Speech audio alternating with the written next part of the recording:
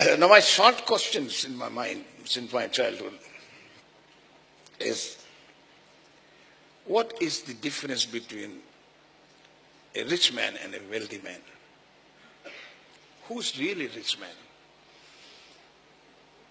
One who has the new currency is a rich man.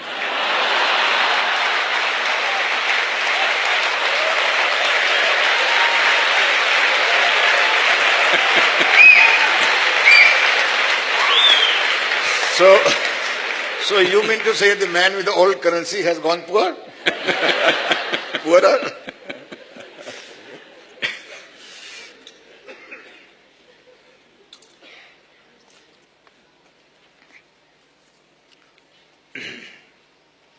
Say,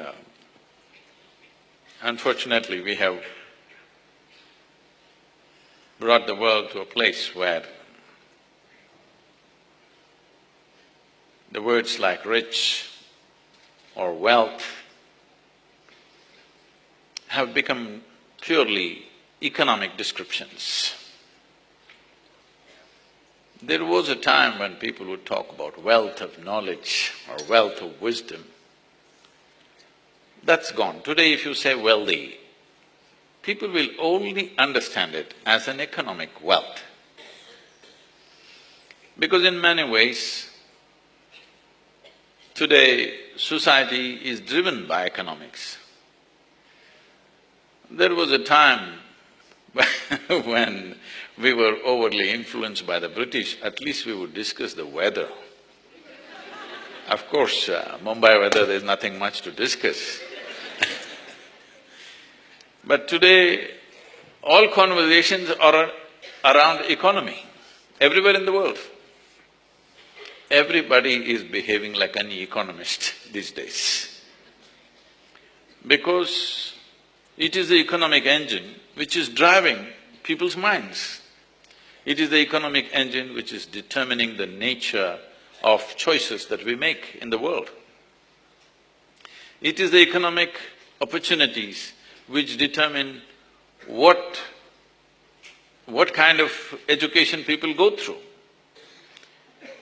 People are not studying what they want to know, people are studying that which will fetch them the maximum money.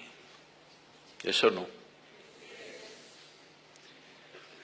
So, maybe a few are still marrying for love.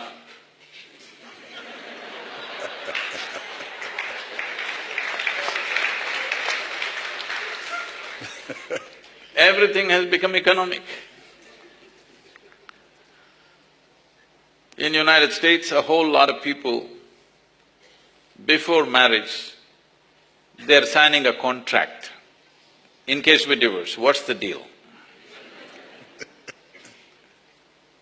How can two people become one when this calculation is on?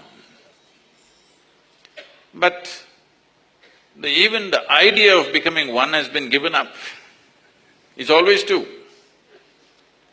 The idea and the dream of two people becoming one has been completely given up, because when economic calculation comes, you become exclusive, you can't be inclusive.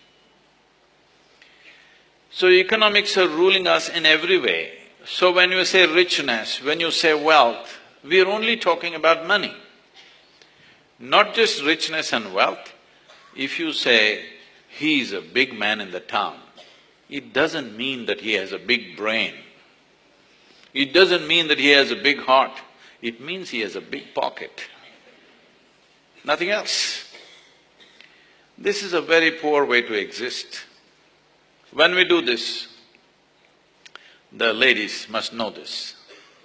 When economics become the main crux of everything that we do, the feminine will vanish from the world, or feminine will be subjugated. If women have to succeed, they have to become like men. There is no other way. Masculine will be everything. That means world will become utilitarian. There will be no aesthetic, there will be no beauty, there will be no gentleness.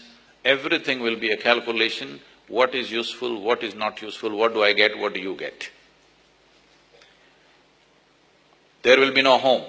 there will be only a marketplace everywhere. In the marketplace, the rules of the marketplace are like this. If I give less and take more, that means I'm smart. Yes or no? If you go to the share market, you buy for less and sell it for more, that is smart. But life doesn't work like that. Life becomes beautiful only when you're willing to give it all and you don't care what you get.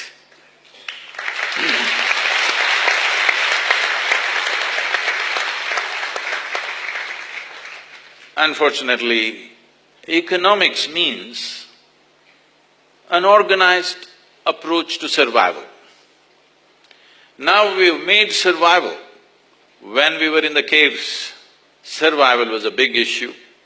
We organized civilization with so much effort because we thought we could leave survival behind and focus on higher dimensions of life. But once again, we have brought ourselves to a place, or bringing ourselves to a place, where survival is supreme. Nothing else matters now. Only thing is, we have raised the bar of survival in such a way that it doesn't matter what you have, you're still trying to survive. Affluent nations in the world, the Western countries where almost every citizen has everything that is needed, they're still fighting for survival. Fighting for survival like nobody else. Yeah. I keep asking the American people, you guys all the time talking about freedom.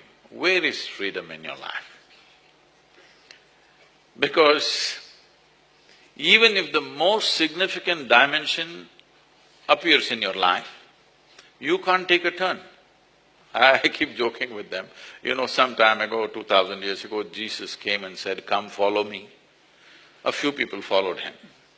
But today, if your Jesus comes back and says, "Come follow me," where can you follow him? You have a 35-year mortgage on your house.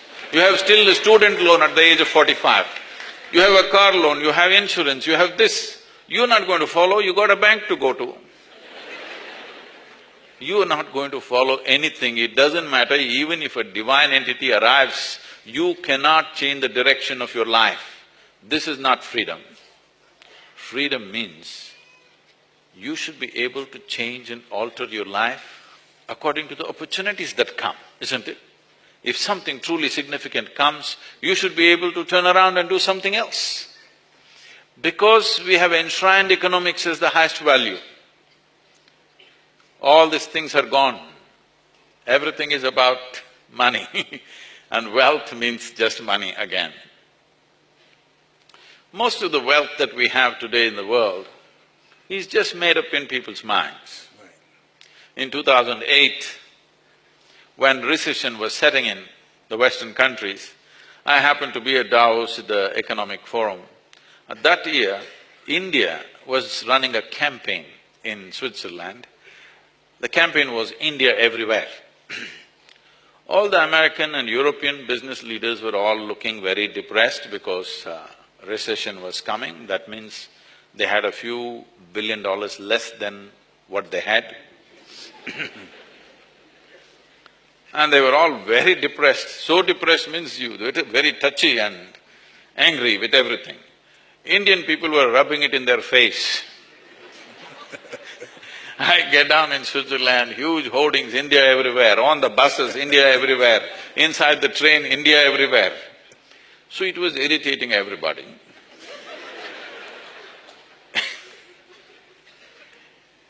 So they asked me to handle a session called Recession and Depression.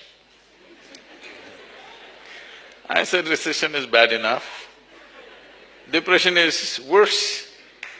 All of you have always been complaining you don't have enough free time. This is the time to walk on the beach.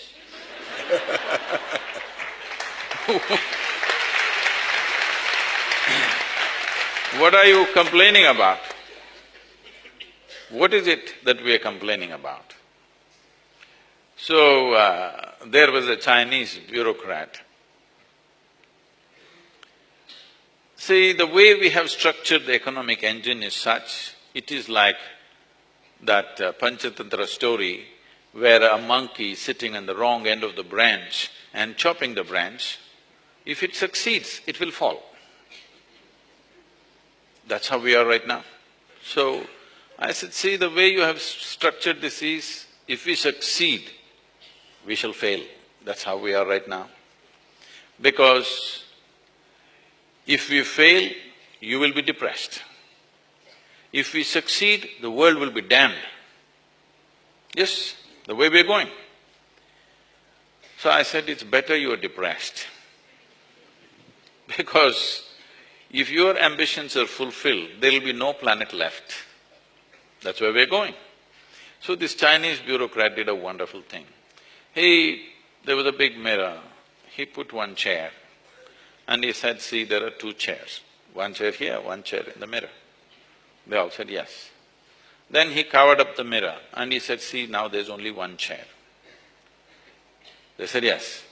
Then he said, always there was only one chair. You made it up with a mirror that there are two chairs. The wealth on the planet is not gone anywhere. It is just distributing itself a little bit. Every time it slips out of your hands and goes to somebody, you will get depressed. He was saying it's moving to China.